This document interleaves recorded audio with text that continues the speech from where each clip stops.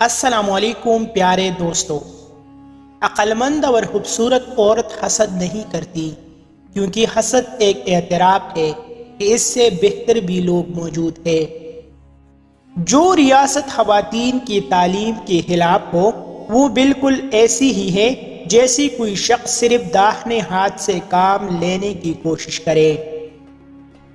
لوگ کہتے ہیں نا محروم چھوڑ دیتے ہیں، ان پر بھروسہ مت کرنا، ٹھیک بھی کہتے ہیں، مگر میں کہتا ہوں لوگ نکاح کے بعد بھی چھوڑ جاتے ہیں، لوگ بچے ہو جانے کے بعد بھی چھوڑ جاتے ہیں۔ کسی کے پاس کیا گارنٹی ہے کہ لوگ محرم بن کر نہیں چھوڑتے؟ مکار شخص خودکش دھماکے سے بھی زیادہ خطرناک ہوتا ہے۔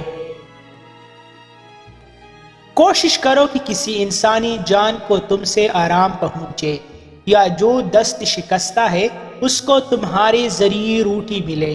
قیامت کے بازار میں کسی سودے کی اتنی قیمت اور چلن نہ ہوگا جتنا دل کا خیال رکھنے اور دل خوش کرنے کا ہے۔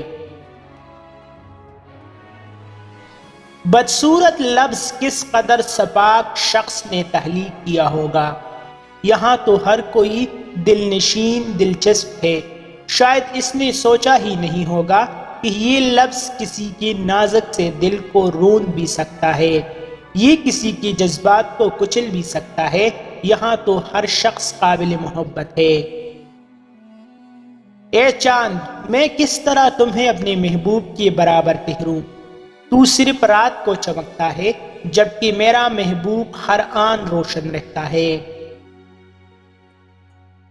مسئلہ یہ بھی ہے جو مسکرا رہا ہے وہ خوش بھی ہو، یہ ضروری نہیں، شاید حد سے زیادہ اذیت بھی مسکرانا سکھا دیتی ہے۔ عورت کی تعریف مت کرو، بلکہ ایک کام کرو، عورت مر جائے گی مگر تمہیں نہیں چھوڑے گی، عورت کے ساتھ وقت کم بتاؤ۔ مزید ایسی اچھی ویڈیوز کے لیے ہمارا چینل ابھی سبسکرائب کرے۔